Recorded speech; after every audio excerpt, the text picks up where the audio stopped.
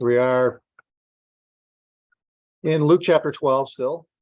I think we're going to finish it tonight, but I always say that, so it never means anything, but I have to say it. It keeps your spirits up at the beginning that we're going to make some progress. And I'm dashing by the end. Okay, let's see.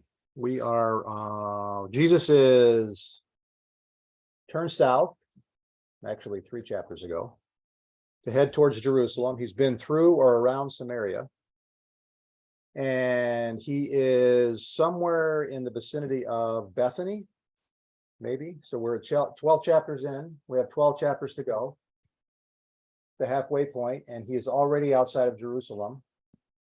And he has markedly increased the tempo of his conflict generating dialogue. It's not just that others are being confrontational with him. He is now returning the favor, and he's doing it to the crowds, which I don't think he's really done before. There was during the first half of the book, it was always the crowds pressing in on him, wanting to see him. You have the story, which is one of the points of the woman who wanted to touch him because she wanted to be healed. That story, it matters for a lot of reasons, but one of the reasons is it shows you the clamor and the hunger for him. And that's all gone. And now it's a market change, and the crowd itself begins to turn confrontation, kind of hostile towards Jesus. That will maintain itself. I don't remember, on and off maybe, but that will maintain itself all the way through until, of course, the crowds will turn on him at the trial, when they will be shouting for his crucifixion before Pontius Pilate. Although we don't really know what part of the crowds that would be. Now, I understand that. Look, if you've got a guy there, sometimes it's easy to forget this. Why didn't they just shout for his name? And the answer is he's up on the block for crucifixion. And the last thing you want, so was Barabbas, but you don't want to be associated with the guy that's up on the block for crucifixion. And it certainly seems safer, especially for a guy who's calling himself king of some kind, because that's associated with treason and so forth, sedition. So they went with the safer pick, which I think was Barabbas. But I think that's a lot of the motivation behind that. But the point being that this tempo will continue to increase at his conflict with everybody, essentially. He's also kind of turned on his disciples. He's being more confrontational with them, more challenging, more either or types of not even exhortation, but warning. So we're in the middle of a warning passage here. And it's, once again, it's an example where I note in the New American Standard, for example, let me get to hide the controls here. But these general headers that they put above these sections, you can learn a lot. Everybody says read several translations, but also look at the different headings that they put over those things, and you get a sense of how the people who did who put together the translation connect the dots themselves. And sometimes they're not connected at all. And here's a great example of it. God knows and cares about what? What does he know and what does he care about? And then covetousness denounced, as if Jesus out of nowhere just wanted to denounce covetousness, which of course is not true at all. Is there a third one here? No, it's cares. Now they're be in readiness. They're getting a little closer to be in readiness for what? So, it helps if you see these generalizing statements like that. That's a primer to go try to yourself to connect the dots between these different narratives and try to weave together what Luke is actually doing with them, which almost never comes out in the headings. It's one of their weaknesses. I frankly sometimes wish they would just not bother to put them in there at all, because it leads people astray in terms of what this stuff is about. We'll look at some of those later, but as we go, in some other books, but as we go, we'll look at these two. So we're in, I think we're in about 22. So let's just go back and look at this a little bit. So once again, many thousands of people gather together, stepping on one another. He starts talking to his disciples, and immediately it's warnings. And then we have the fear stuff, which we talked about. Then he gets confrontational. He who confesses me before men, I will confess. He who doesn't is in big trouble. We talked about that last week. Then, somebody comes in about the inheritance and he puts distance between himself and that person and implies that his priorities are completely misplaced. And is a clear either or, all in or not, which is a theme in all the gospels all the way through. You're either all in or you're not all in, and that will continue for the rest of this chapter and into the next one, which takes us to 22. So think in terms of he's leading up to his crucifixion, which is going to come up here shortly. He's going to refer to it as a baptism that he's going to endure. Nice euphemistic language. I don't know that he never says that he's going to be crucified. He says he will be killed and then rise on he will be betrayed, he will be killed. He has a baptism to undergo, give his life as a ransom. He has these kinds of statements, but he never says that he's going to be. He mentions the cross, but only as an object, as a paradigm of discipleship, but he never says that he's going to be crucified. So when that happens, they're going to be absolutely 100% completely floored. And then afterwards, backlit by the cross, the whole thing makes sense to them. For that, I'll add. So let's do 22 through let's see, 28. And he said to his disciples, therefore I tell you, do not be anxious about your life, what you will eat, nor about your body, what you will put on. For life is more than food, and the body more than clothing. Consider the ravens, they neither sow nor reap, they have neither storehouse nor barn, and yet God feeds them. How much more value are you than the birds? And which of you, by being anxious, can add a single hour to his span of life? If then you are not able to do as small a thing as that, why are you anxious about the rest? Consider the lilies, how they grow. They neither toil nor spin. Yet I tell you, even Solomon in all his glory was not arrayed like one of these. But if God so clothes the grass, which is alive in the field today and tomorrow is thrown into the oven, how much more will he clothe you, O you little faith? Keep going. 29 and 30. I missed 31. To 31. Yeah, I missed. And do not seek what you are about to eat and what you are to drink, nor be worried.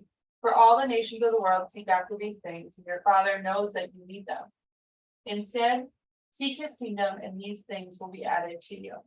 Okay, so you can, it's pretty straightforward. There's not hard. It's you can either seek the priorities that the world around you has placed in your mind as the highest values, remembering that the gaining of those things, meaning potentially riches, was also an indication of status. And so when they talk about possession, when he talks about possessions in the New Testament, it's not simply the bare seeking of possessions, but in that culture, there's a status seeking that's associated with it. That's not really how we think, generally speaking, of that. I mean, some people go out and buy gigantic houses or something. I don't know. But for the most part, and there's a lot of people that make a whole lot of money, that have a whole lot of money. You wouldn't necessarily know that by their possessions, by what you can see in front of you. And so in that culture, though, you let people know that you had these things because you were seen then to be in a higher social status. And the important part is there wasn't necessarily resentment below. The people below, they lived within the understanding of the social caste system. They bought into it. And so he's talking to people who have bought into this idea that the pursuit of possessions is not only there's nothing wrong with it, but it's kind of a major goal of life, because it means you're increasing your station in life and people can see it. That all mattered greatly to these people. And I think that's a part of the hidden message that's going on here that's hard to get into the mind of these people. But so what's the problem with worrying? It's not productive. Like he says, who move you by being anxious, give them a single hour to use it.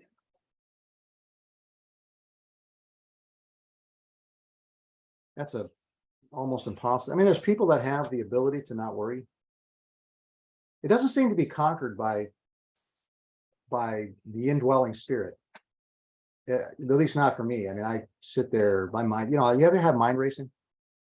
Where you just go and go and go and go and go, and you have to stop yourself. There's whole psychological schools of thought about mind racing. I was talking about it with Andy Leroy, my boss, a while back. And so I looked it up, mind racing, your mind taking you to the farthest extreme on something. And I think that's just a human tendency, unless you can turn it off. And that really is the essence of, these nagging worries.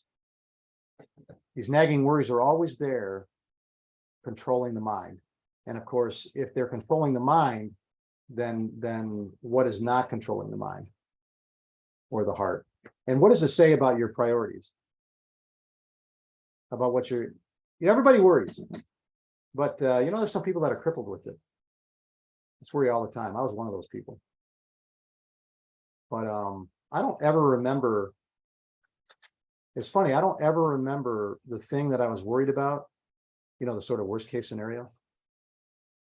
How many times that really happened? Where the thing that I was worried, of the number of things that I worry about in a week, how many of those things come to pass?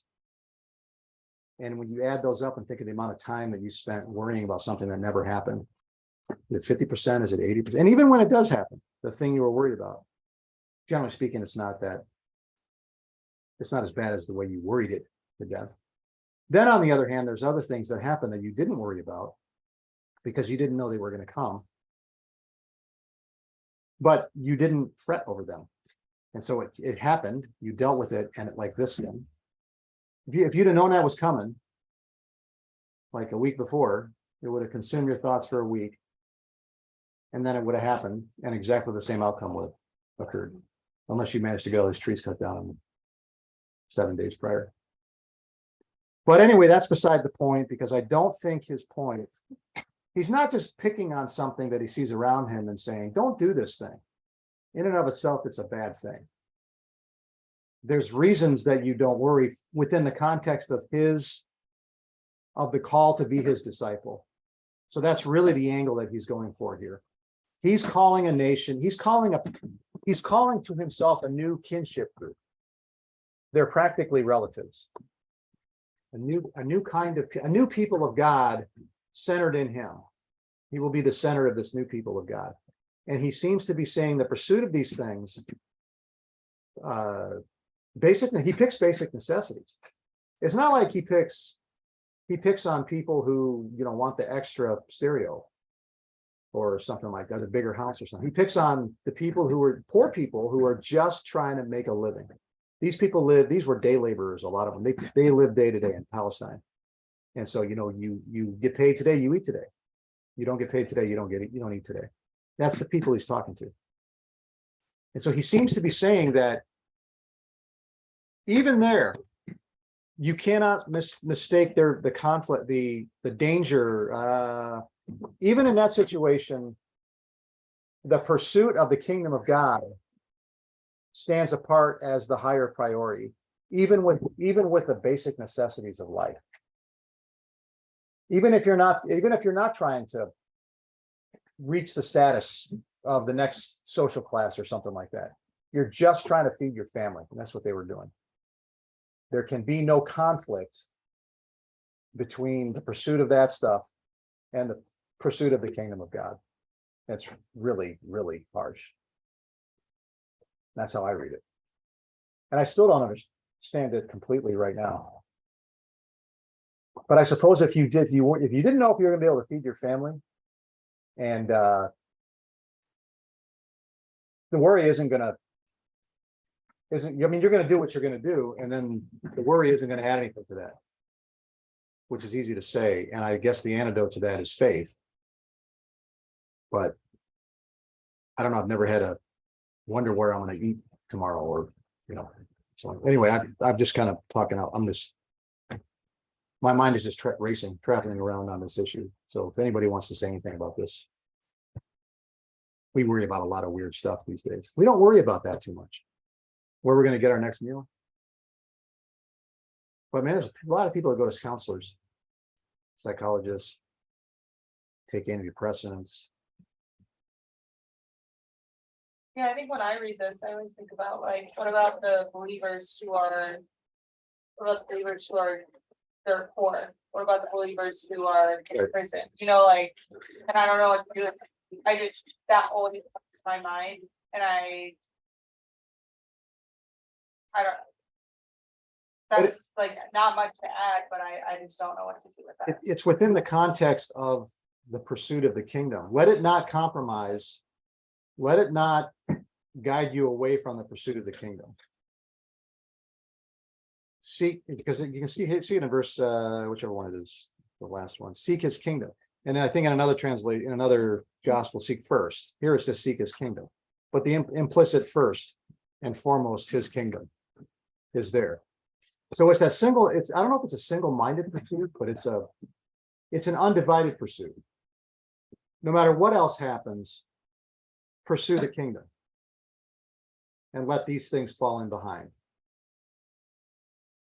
But he never really defines what it means to seek his kingdom.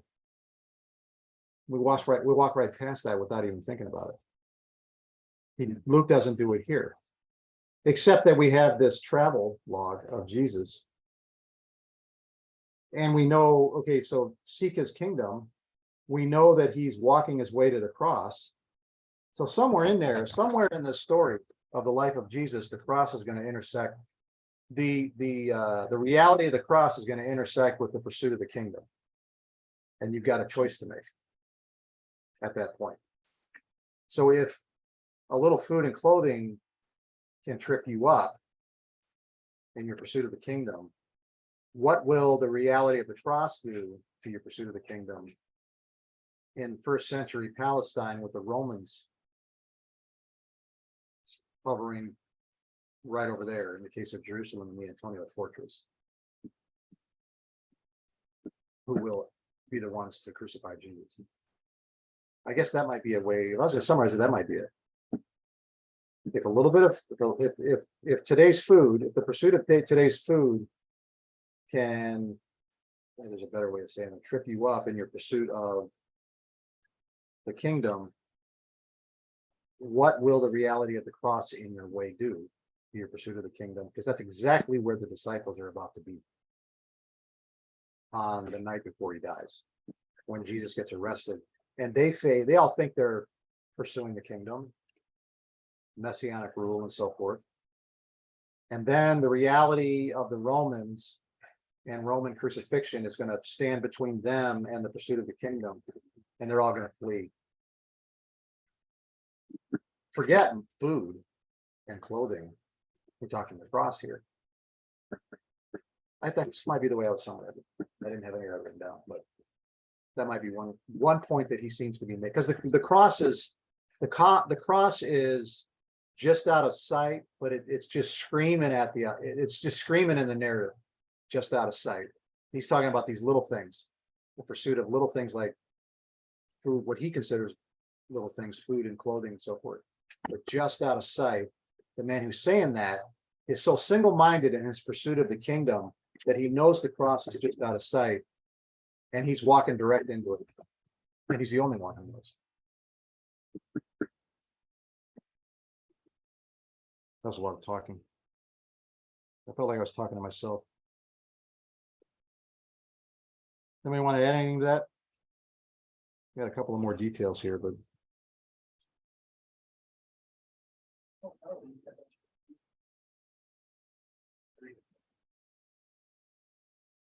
that's a great point. Is it rebuke or is it reassurance? Well, he says, "Oh, ye of little faith." So that's, which he's done a couple of times. Right, the walking on, he walks on the water, he calms the storm. Yeah, he definitely connects together the idea of having little faith and some kind of pursuit that's in conflict with pursuit of the kingdom.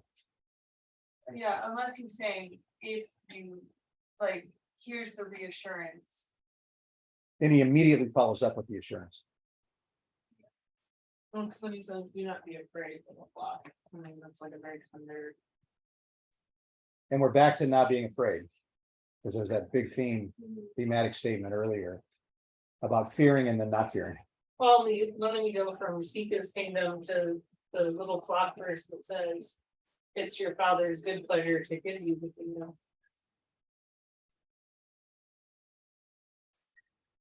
So.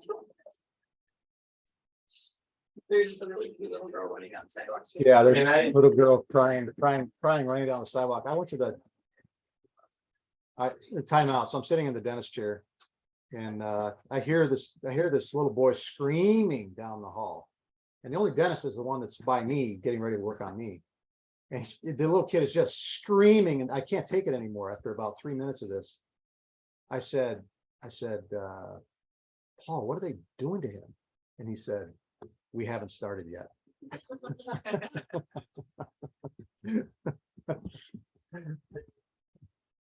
I think that there's probably a little bit of both with you and reassurance, but I think the reassurance in many ways kind of swallows up. It does. It's a reorientation. For that, trying to reorient them away from the things that they think are important, the things that fall off their time, and all kind of reorient. Because like you said, the cross is Right. coming, he knows that the things that they're gonna have to go through for his sake. Yeah, you have this it's this competing value set. The values of the world and the way that they understood priority. And the values of the kingdom. And the way that God understands priority. And these things come into conflict with each other. And in each and every case, you have to choose the kingdom whenever they come into conflict.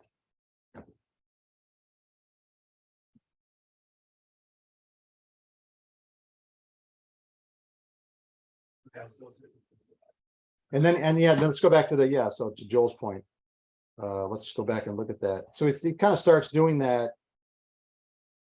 He has a transitional statement in 23. Life is more than food and the body more than clothing.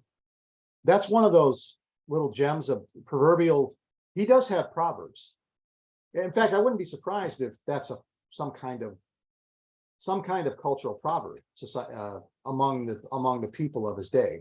We don't know. We can't. I mean, every single person in his audience might have heard him say that and knew exactly what he was talking about because he was quoting some proverb that these people all knew. But then he does the consider. Does he do it twice? Yeah, he's got two considers. They're very visual. Consider the ravens. What a strange one to pick. Now that I think about it, why did he pick ravens? That's weird. They don't do the things you do. Toil, spend all this time sowing and reaping. And notice the reference to the snow to the storeroom or barn and barn. Where have we heard that before, huh? Yeah. Yeah, he's making it seems to me he's making a reference to the parable just prior about the guy that tore down his barns to build bigger ones. And these animals don't even have them, but God feeds them and so on and so forth. And then he starts talking about what do you call it? An association of kind.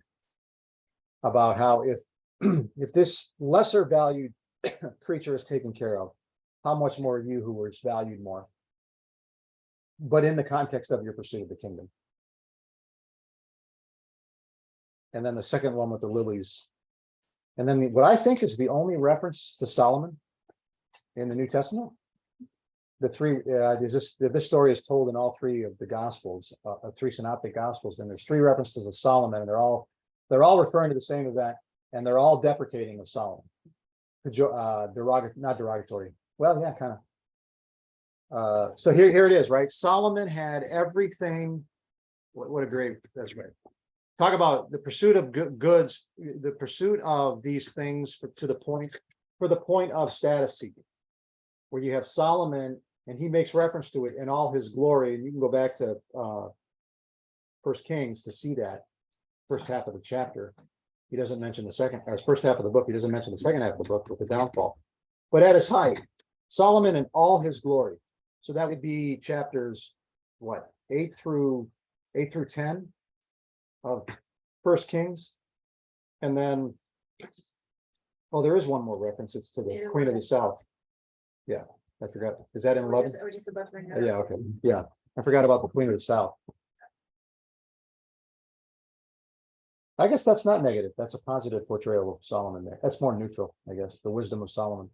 But here, he's not really denigrating Solomon's glory. He's using it as almost a form of hyperbole. Even at its maximum, in the pursuit of these things, it's still, to plug in his point, nothing compared to seeking the kingdom, where God provides, to Joel's point. You're probably not going to provide any more for yourself if you don't count on God. There's nothing additional you're going to do to provide for yourself. I mean, who lets off what they're doing so they can count? Why is there even a trade-off there? Well, I mean, I guess you can work more hours or something like that, which people do. But it's this binary, undivided loyalty element that sticks through here. But the reminder, back to Joel's point, that God has not forgotten about provision in your seeking of the kingdom is the safest place to be, even within the context of provisions. Maybe something like that.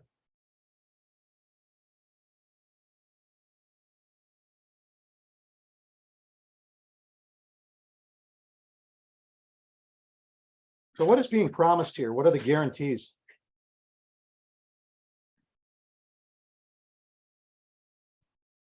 I think the reason I ended it here is because I wanted to talk about that statement within the context of everything above it, including the stuff before this part of the story, this part of the narrative.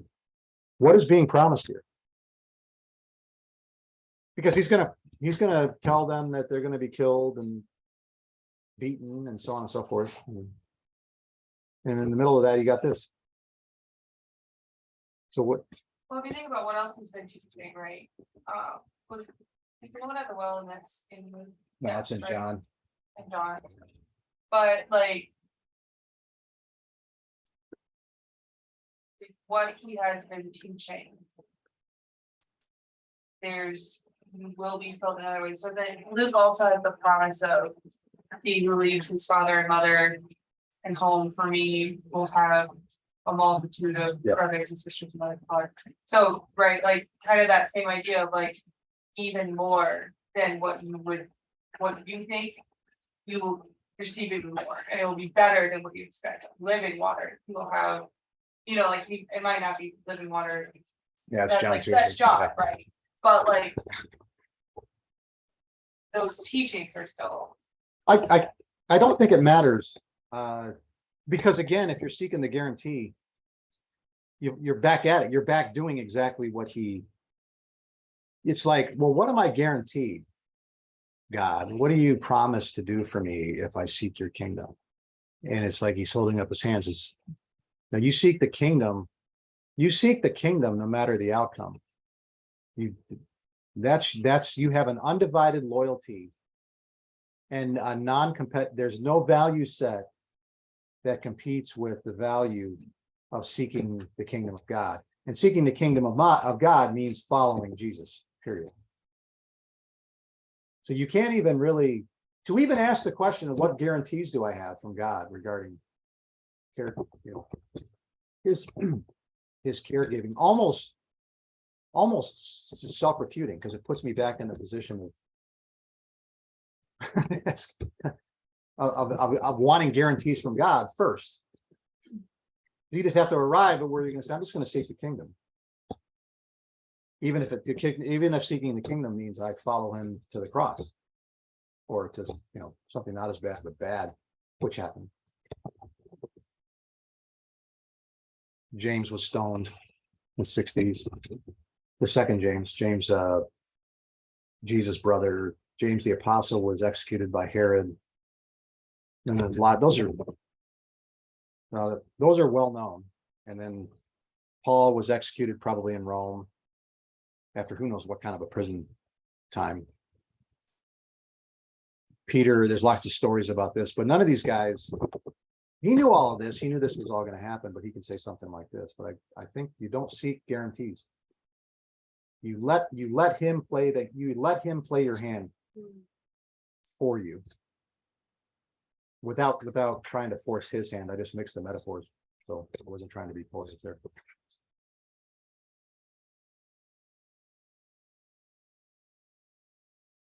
But he's not, man, it's not like he's saying don't pursue these things. It's the worry part. It's the prioritization part, I think, that he's getting after, which to me is the placeholder for worry is the placeholder for that. It's the conflict of interest between the pursuit of possessions and the pursuit of the kingdom. And the misplaced value set when pursuit of these things of the world conflict with the things of the kingdom. Always in the context of possibility of persecution.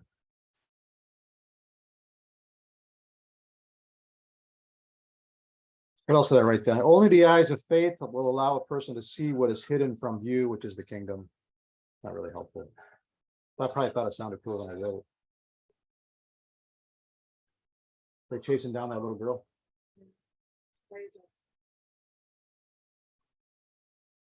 Pretty quick going down that road.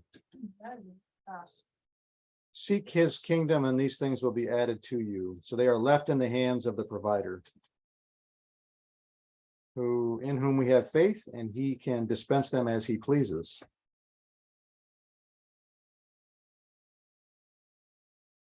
The inbreaking of the kingdom overturns the worldly systems people are accustomed to orienting their lives around.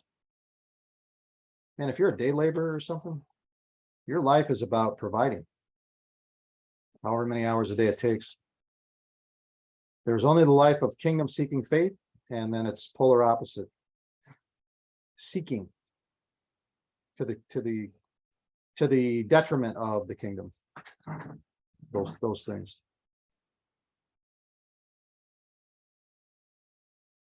That's all I got for that. I mean, it's easy to turn it into a philosophical thing, but I don't think he's doing that. And anybody want to say anything else?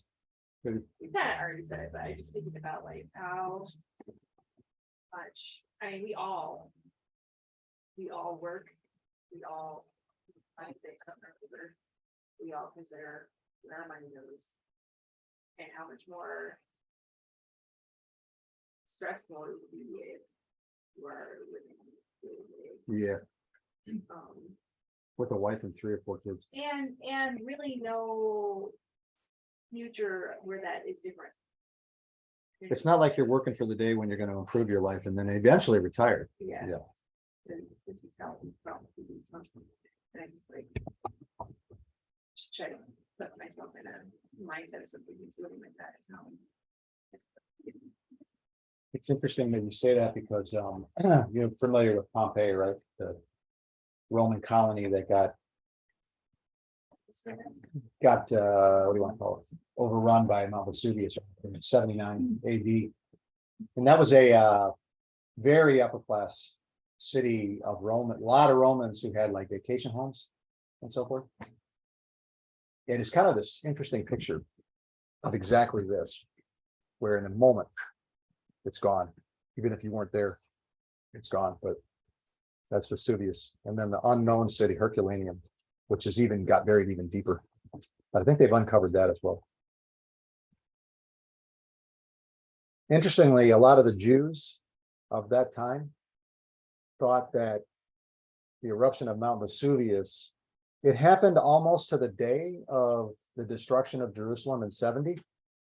So 9 years later, almost to the day, was the destruction of this Roman colony, which was where all these upper class Romans lived. And they thought it was a judgment on the Romans for what they did. I think there's writings about that. I won't say it is, and I won't say it isn't. 32 through 34. Do not be afraid, though, God. Your Father has chosen gladly to give you the kingdom. Sell your possessions, give to charity, give yourselves none of those which you don't wear out.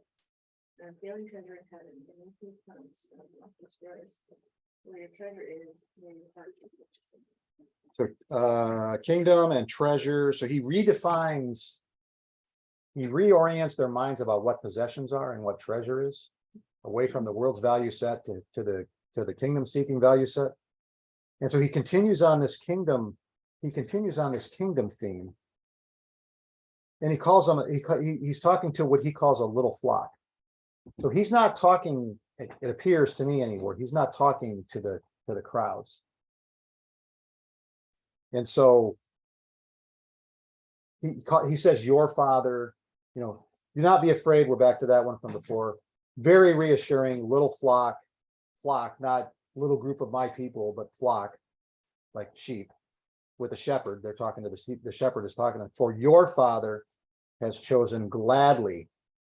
What you seek, the kingdom, is something that God has already gladly given you. So the pursuit of it is the pursuit of something that belongs to you in some sense. But turn away the pursuit of these other things and single-mindedly, hey, disciples who are about to experience this baptism as well, not quite crucifixion yet, but a baptism. Make yourselves money belts. Now we're back to those parallelisms. Do not wear out unfailing treasure from the previous parable, where all of the treasure was taken from him when he had to give an account, where no thief comes near nor a moth destroys. And then the great picture of the unfailing treasure, the pursuit of it is where the heart is revealed. The pursuit of the treasure you pursue reveals the inner heart and the inner orientation at every moment. And this constant quest, whatever you want to call it, constantly being on the alert for anything to what do you call it when something takes over? When the pursuit of that is taken over by, there's a word for that, anything usurps the quest for the kingdom and that unfailing treasure. So the kingdom of God broke into space and time with Jesus. But somehow it's already given through faith. It's already seen and touched through faith. But we are to wait for it as well. So it's this great picture of the already not yet aspect of the kingdom.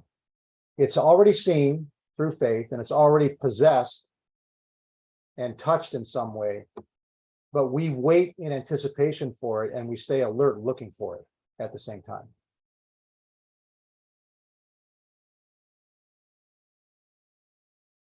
And it's a gift. There is no reciprocity. There is no return on God's investment, so to speak. There's nothing that can be done to return the favor or erase the obligation of. There's no obligation. There's an obligation, but there's not an obligation that you can ever pay off for the one who gave it. And that's what I've got for that. Lots of kingdom language as he gets closer to the cross. I did all the talking on that one, so if somebody wants to chime in, welcome to. Otherwise, 32 through 40. 32 through 40. Yeah, 35 through 40. They dress for action and keep your lamps burning, and be like men are waiting for their master to come home from the wedding feast, so that they may open the door to him at once when he comes and knocks. Blessed are those servants whom the master finds awake when he comes. Really, I say to you, he will dress himself like servants and have them recline at the table, become and serve them. If he comes in the second month or in the third and finds them awake, blessed are those servants. But know this, that if the master of the house had known at what hour he was coming, he would not have left his house before they come to him. You also must be ready, for the Son of Man is coming at an hour you cannot expect. I should have highlighted these words. Look at this. Men are waiting. How many are there? Let's see. Alert.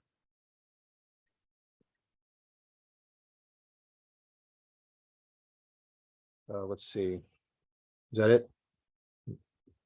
No. Be ready.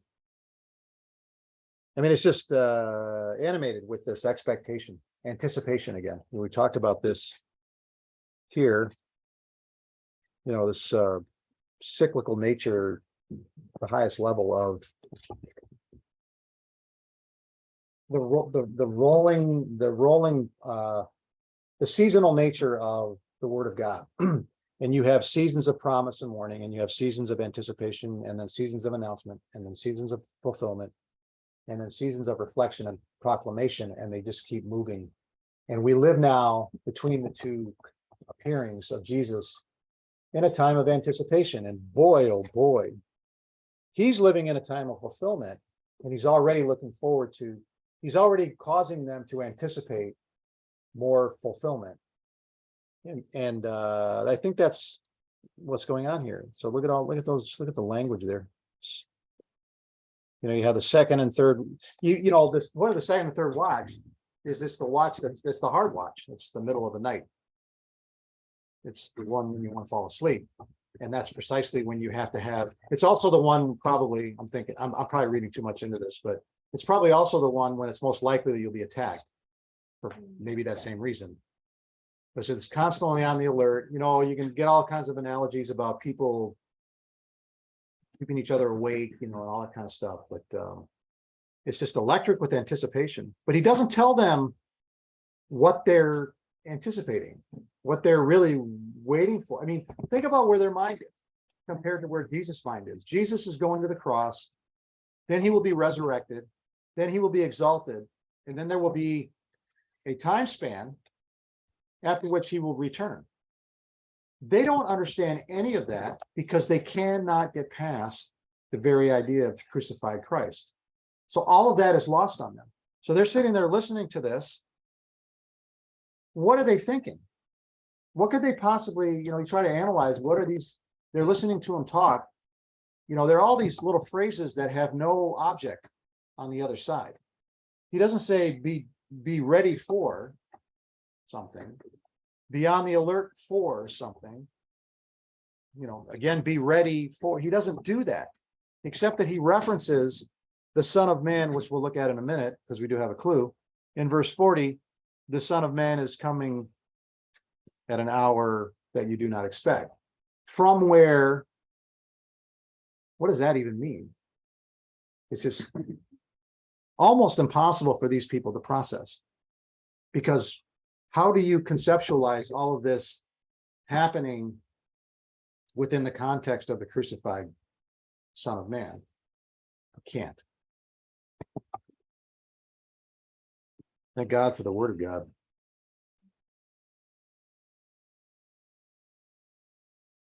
Waiting, 36, waiting immediately, on the alert, more waiting on them. Second watch, third watch, be ready, Son of Man is coming. Man. Of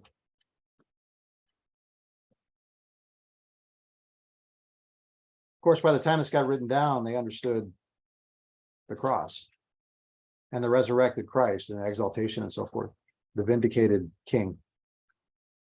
So now we got to go to, of course, where do we get the Son of Man? Look at the language there. The Son of Man is coming. What would they have thought? How can they understand what he means when he says the Son of Man is coming? As far as I know, Jesus is the only one who calls himself the Son of Man in the whole Bible. Oh, I'm sorry. John does it in Revelation. I saw one like a Son of Man. But as far as the title goes, I don't think anyone but him calls himself the Son of Man. We're back to Daniel 13 and 14. Saw in the night visions, behold, with the clouds of heaven, there came one like a Son of Man. Came up to the Ancient of Days, and then he receives a kingdom. Oh, Jesus keeps talking about kingdoms and seeking a kingdom, and where your treasure is, seek first, or seek his kingdom, and then all these other things will be added. They know maybe Daniel chapter 7. They know they've listened in the synagogue or whatever and heard the reading of Daniel chapter 7. There's been all this talk from among rabbis of what it would be like when there would be the great victory of God. And this event, this prophecy right here would be fulfilled. Now Jesus comes along in that context and he says this kind of stuff. And at the end of it, in verse 38, or near the end of it, or verse 40, you too be ready. Then he uses an expression right out of Daniel chapter 7. because the Son of Man is coming. And it's going to happen in an hour that you do not expect. And now they can begin to put some pieces together about who this man really is. But then how do you get from there, from this glorious picture to the crucified Son of Man? I mean, the Son of Man is supposed to come up to the Ancient of Days and receive a kingdom. Look at this language. It's unbelievable. Him was given dominion, glory, and a kingdom that all peoples, nations, and languages should serve him. His dominion is an everlasting dominion, which shall not pass away, his kingdom, one that shall not be destroyed. So now he comes back. How do you get from here to the crucified Son of Man? That's the great problem. But here you see this everlasting kingdom and so forth. But here he talks about seek a treasure where moths cannot destroy. Where is that?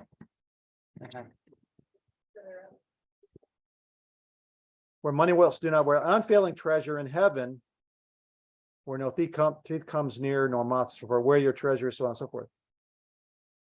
That's alluding to some kind of everlasting treasure, or then by implication, kingdom. So he's already kind of preparing the way with the kingdom talk. What kind of kingdom is this? Then he finally just says it in verse 40. The Son of Man is coming. Daniel chapter 7, verses 13 and 14.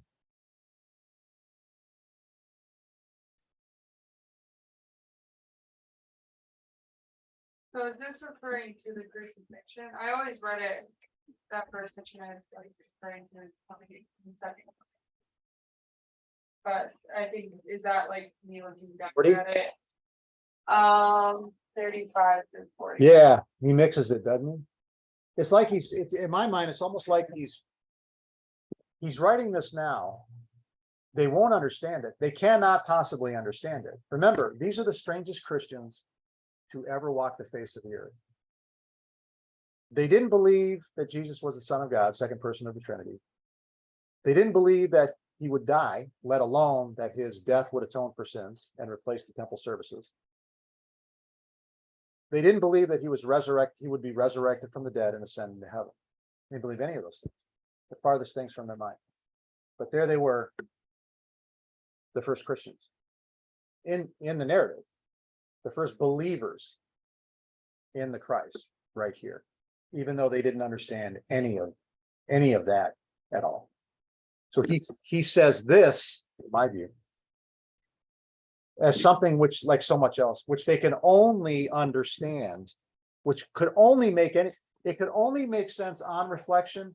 And on reflection, they would go, oh, of course. Why couldn't I see that? Why can't they're in the same boat? Why can't you people understand this? But they were in that boat. But so we're back to this reflection. Only on reflect. Human beings are awful at anticipating, at figuring it out in advance. There's like two people in the whole New Testament that figured out who Jesus was before it happened, and that was Simeon, the old guy who died probably shortly thereafter. And who else? Yeah, Anna. That's right. Yeah, it doesn't even go that far with Anna though. She's just simply in the temple. What does it say? I forget what it says about it. But that's it. And they disappear from the narrative in whatever chapter 2 or whatever, or chapter 2, whatever chapter that is, the birth chapter. I keep forgetting which one it is. Nobody else, no other humans could have possibly understood what on earth he was talking about.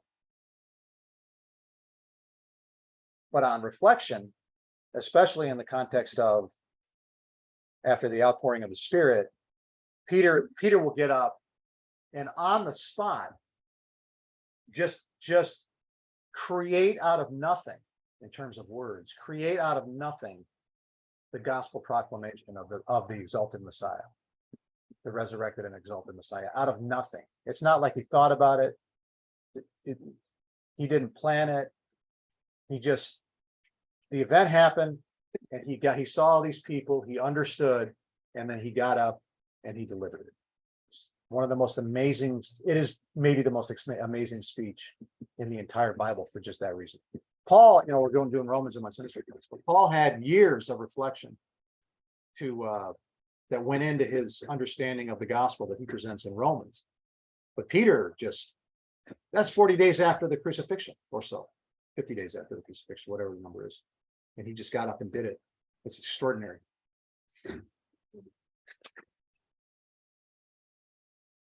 So Daniel chapter 7, a lot of the context, you know, there's a lot of ways to understand context in the gospel narratives. One is in Luke, one is Isaiah 53, the context of Isaiah 53, and another of the context, chief context for understanding the gospel narrative of all three of them and four of them is Daniel chapter 7. But why doesn't Jesus just tell his followers when he's coming? Why not just do it? Because you're seeing who actually wants to be vigilant and who doesn't. So in a sense, like not weeding out, but just being like, who's actually the follower? Because if you just say it, everyone will just be ready. Or they take a break because they know Oh, yeah. it's, you know, Which is what you're saying, right? Like, are you gonna be vigilant the whole time, or are you? exactly. Yeah, The whole point of the watchmen being vigilant is that they do not know when the event is going to happen. If they knew when the event was going to happen, that would change everything. It would also make them less vigilant. so is that what he's saying with like if you knew the hour that the house is being broken into, and you pay attention just for that hour? Is that kind of the thought of that? Yeah, where's that? That's Where's just, the house? yeah, It's let's, like 39. Always really confused me because it's like he's. Yeah, we kinda associating passed. himself with- we kind of passed over that. It's 39. The head of the house had known at what hour the thief was coming. He would not have allowed his house to be broken into.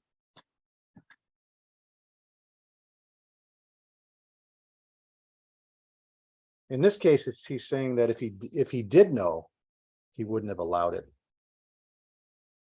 Does remind me of where he talks about driving up the demons. And then they The come back binding. 7 strong. No, the binding, like no one enters a man's house without binding. The strong, Yeah, I understand. If you know the hour, all of these admonitions become. There is no urgency. Even the very idea of urgency goes away because you know when the hour is. It's only in the not knowing that readiness, being alert, being ready, that those kinds of things, vigilance.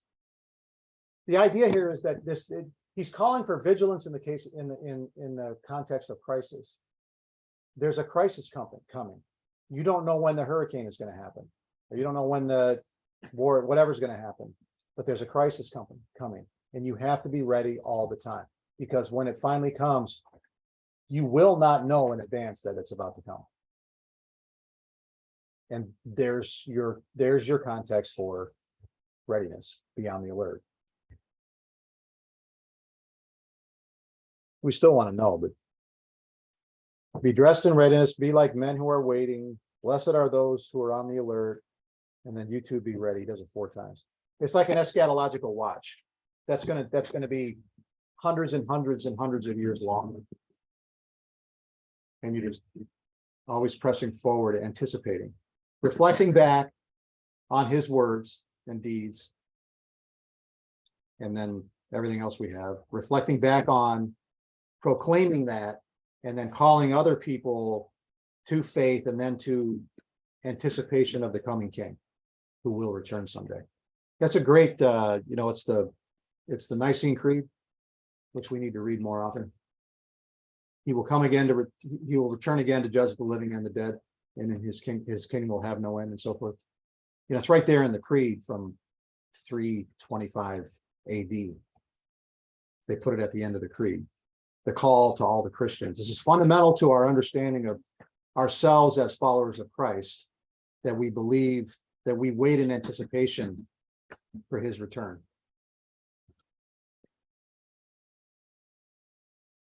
So he will return.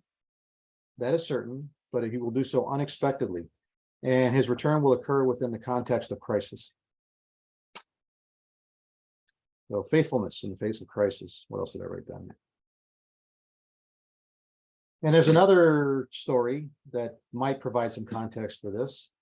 And that's, of course, the Israelites in Egypt on the night of Passover. And I got to think that would come to their minds too, because for all their preparedness, they didn't know it was coming. When the Egyptians finally expelled them from Egypt, they weren't ready to go. That's the whole point of having your sandals on and your cloak on and you're packed up and you're eating standing up and you're eating quickly. You know, that's the whole point. Is they rushed in, the Egyptians rushed at the Israelites and pushed them out of Egypt in a single night, however many of them were. And it was still somehow managed to be a surprise to them. And so the Passover celebration was meant to picture, to call to mind that element of the expulsion from Egypt, which is what I call it now.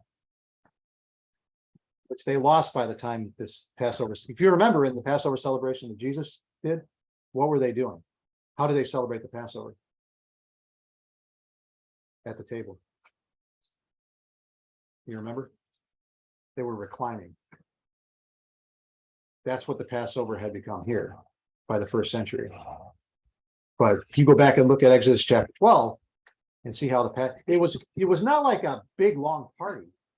It was get yourself dressed, put staff in hand, sandals on, get up there, standing up, you eat your food fast, unprepared, unleavened bread, unprepared, bitter herbs, whatever it is, you wolf it down and it's over. And you recapture the moment of the Exodus, and you do that generation after generation after generation. So he's not requiring, he doesn't have a list of requirements. He's calling for a state of mind.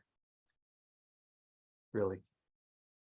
There's not, I mean, it's not like you can do a sermon about the do. I mean, there are do's, I suppose, and don'ts that you could make as lists for this.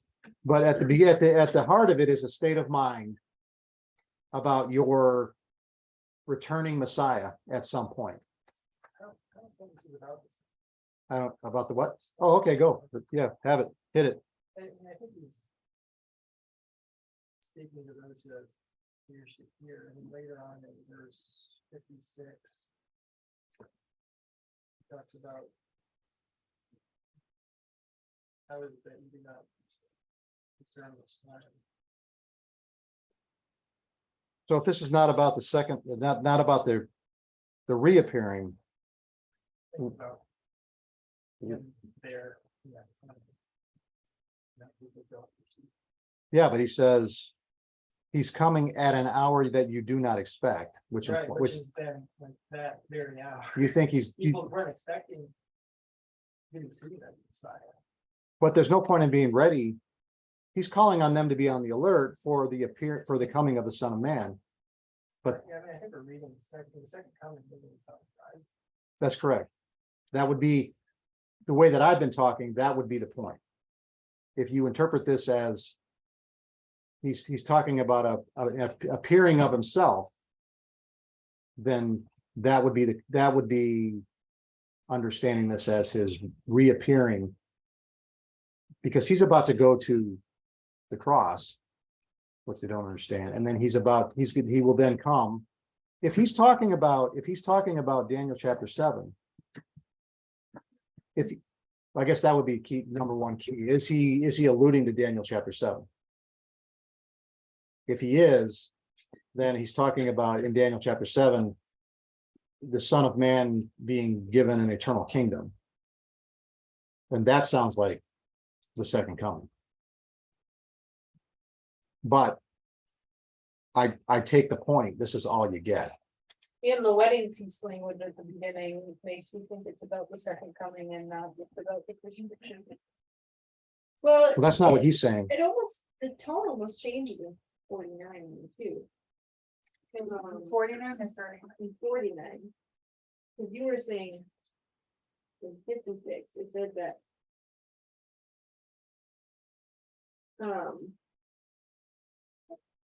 You don't know how to. Read those in time.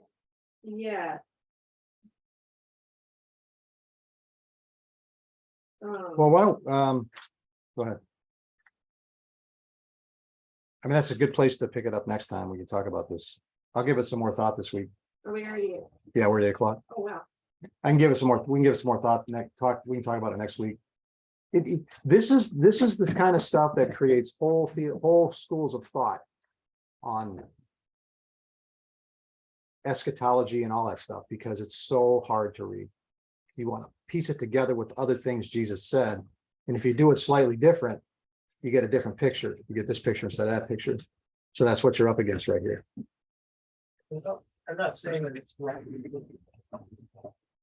Extrapolate it lower, it's like 50%. It's not obvious. It's not obvious. It's not like anybody who reads this can clearly see he's talking about his return. That's not true. It's not, if it was that obvious, they would have figured it out. But they didn't figure it out.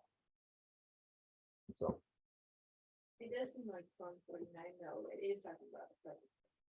Is he- That's- so is he only talking about the present time, or does he do like he does in Right, yeah. Matthew, where he goes back. Yeah. is he it- is flip it flops like- back and forth?